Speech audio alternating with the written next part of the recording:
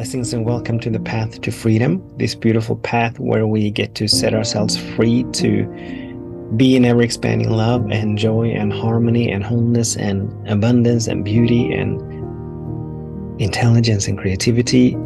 A space where we get to set ourselves free from fear and worry and doubt and a sense of not being enough, a sense of lack and scarcity and separation. This beautiful path where we continuously, as we wake up, as we continue to wake up to who and what we are, we continuously get to allow for the next great and grand version and expression of that who and what to emerge. So this is a beautiful space, this is a beautiful path, and I'm very grateful and honored and privileged that you are joining me here, that you're actually choosing to spend some time in this space, that you're choosing to listen, that you're choosing to watch, that you're choosing to tune in to this beautiful space. So thank you so much for that. My name is Daniel Roqueo, and you may have heard me say, and it's probably one of the statements that I use the most, that I say the most frequently. I usually say that all is well. And someone asked me recently, it's a very, very good question. They asked me, how can I say that all is well? How can I say that all is well? So that is the topic for today. How can I say that all is well when there is so much happening in the world? Where there is oppression, there's greed, there's violence, there's hatred, there's so many things happening, environmental issues. There's so many things happening on the planet, in the human consciousness, in the collective human consciousness. How can I say that all is well? Because this individual, they were sort of struggling with all of that. They had the sense that the God is. They believed that there is something much vaster and greater than this human form that we have, that we are part of something much greater. And they used to believe that that greater was good. But now with all the things that are happening, they were not as convinced anymore that there is a God and that this God is good. And so they asked me, how can I say that all is well? And it's such a beautiful and it's such a powerful question. It is so valid. And so I want to have this space in exploring what it is that I mean when I'm saying that all is well. What does it mean that all is well? Well, obviously, when I say that, first of all, whenever I say that all is well, and I usually say it in conjunction with something wonderful is happening and everything is working for the highest good. So these three, they're my go-to spiritual principles, my go-to affirmations, and I say them out loud, and I think them to myself a number of times every day. And every time I move into prayer, these come up. Every time I'm speaking to someone, these come up in one shape or way or form. In all these talks, in most of them at least, they come up. So they are such a huge part of my vocabulary, of the words that are flowing through me.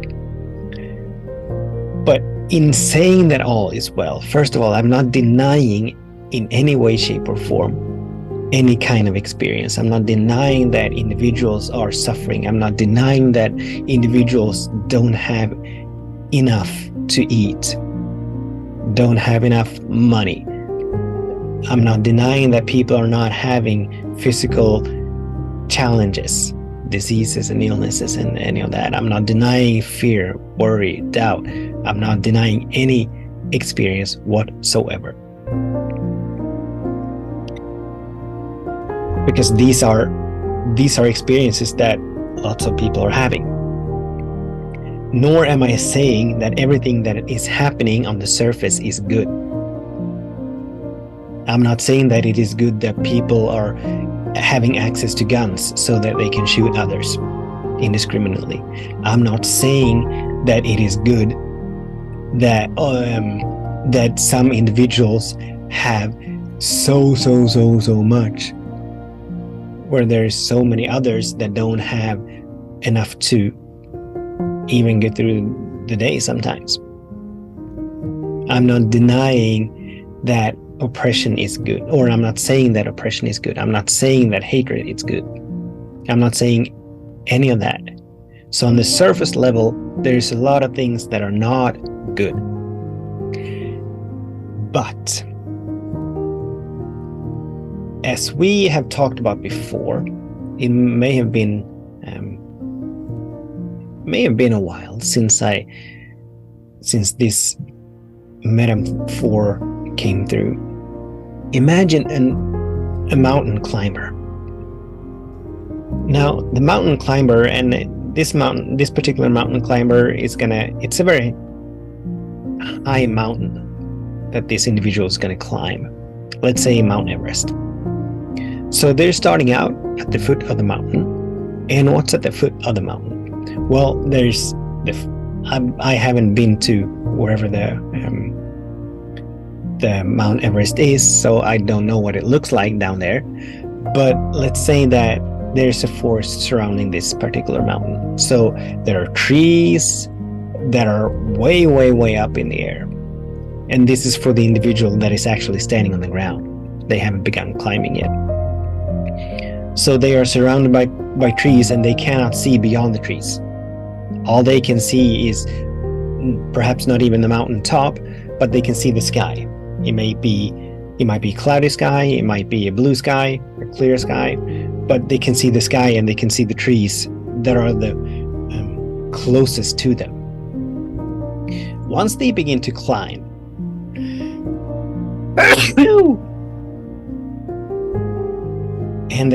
once they begin to climb and they climb higher and higher and higher, eventually they're going to clear the tree line. They're going to be high up enough to be able to see above and beyond the trees. So their view has expanded. They're able to see more now. And the higher up they go, the farther they will see, right? So this is a beautiful metaphor to what it is like to be on this path. The more our consciousness expand, the higher we go in consciousness. And this is not a competition, it's not a comparison. So please don't hear that. But the higher we go, the more we're able to see.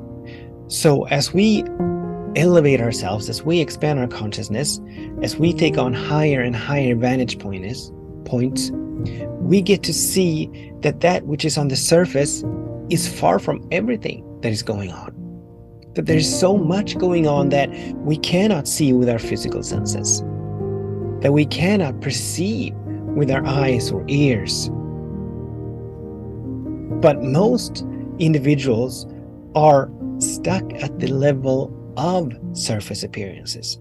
So they are so hijacked by what is going on the surface, that they judge and they have opinions regarding or depending on their perceptions, on what they see, on what they hear. But as we go higher and higher and higher, we come into the realization that transformation, first of all, is messy. It is messy. As we're moving through changes, as we are moving through the dying of our little selves, so that the greater and grander of that which we are may emerge, that is messy. And so there's a lot of mess happening on the planet. And this is what transformation is like. And second of all, and most profoundly, we get to come into the realization that the only thing that is happening anywhere is God. We can call it God, we can call it the universe, we can call it life, we can call it whatever we want to call it, but there's the one thing, the one mind, the one power, the one source of everything. And this is the part that is difficult, and this is the part where this particular individual was struggling. This loving presence, as I love to call it, this loving presence is good. It is benevolent. It is always for itself. It is always seeking to come into greater and grander expressions of itself. That's the whole purpose of life, so that spirit may reveal more of that which it is, may express more of that which it is. So underlying the surface appearance is this fundamental goodness. So everything that is happening, I mean, on the planet, there's less violence now than ever before. Yes, there are more people seeming to be ill, but collectively, the global health has increased. So, all these things that are happening, the shootings, the killings, the violence, the oppression, the greed, all of that, it is us being called to a higher vibration, to a higher consciousness. As wars are raging, more and more people become aware that violence is not the solution, but that there is another way to go about, that might makes right is not the final truth. It's only birthed out of a small and limited perception. More and more people are becoming aware that they actually can change their conditions. They actually can change their circumstances. As greed is happening, more and more people find their way into entrepreneurship, no longer depending on an employer to be the so-called source of their income, but they are allowing for other channels to be their income. So every single challenge, and we can take the environmental challenge. More and more people are becoming very, very aware that hoarding, that buying just because we have the financial means to buy, and then tossing it away, just throwing it away, is not the way to live anymore. So every single challenge is a gift and a blessing of transformation. In every single challenge, there is a lesson for us to learn, so that we may release and let go of the small, the limited. That which may have served for a long, long time, it may have served for generations, but now at this particular time in human history, or in our own history, it no longer serves. That which is giving rise to suffering, it is no longer in alignment with that which is emerging in the human consciousness, right? So when I say that all is well, that is what I'm referring to. That these challenges, all the stuff that is happening here on this planet, it's a wake-up call. It's a wake-up call. And nothing is ever lost in the totality of consciousness.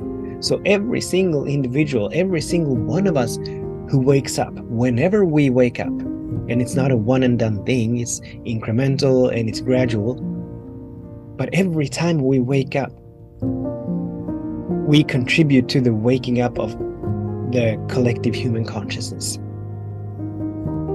But all these things that are happening, they are wake-up calls for us to release and let go of that which no longer serves, to release and let go of structures, systemic structures that may have been in place for many, many years, but at this point, they are not in alignment with the emerging version of humanity.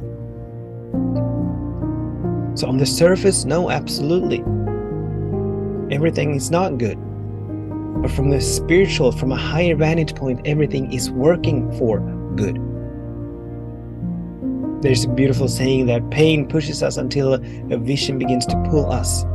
Meaning that we can keep going the way we're going, allowing fear and worry and doubt, allowing a sense of scarcity, allowing a sense of separation to run us. But inevitably, when we are moving from these lower vibrations, we end up suffering. We end up in turmoil, in turbulence, in seeming chaos. And chaos always precedes order. There is only order, there is only God. There is only this loving presence that is always for itself and that is always expressing itself perfectly. But as I began by saying, transformation is messy. Change is messy. It's not all smiles. But the turbulence, the messiness, allows us to be more clear on what it is that we wish to experience. And that's another thing that humanity is waking up to. What is it that we truly want to experience? More and more people are turning their attention away from what they don't want to experience, begin to form and catch and hold visions, and begin to move in the direction of these visions or intentions or dreams or goals than ever before. So transformation is happening, but it is messy. So when I say that all is well, I'm saying that there is something beautiful emerging out of this messiness. This messiness, this turbulence, it is midwifing a new order. It is midwifing something new. So that is what I mean when I say that all is well, that something wonderful is always happening, that everything is working for the highest good. I'm simply speaking about transformation and change and growth, unfoldment, expansion, progression. Thank you so much for tuning in. Until we meet again, I absolutely bless your day, and I absolutely bless your way. All is well. Something wonderful is happening. Everything is working for your highest good. This I know, this I feel. With much love, many blessings. Namaste.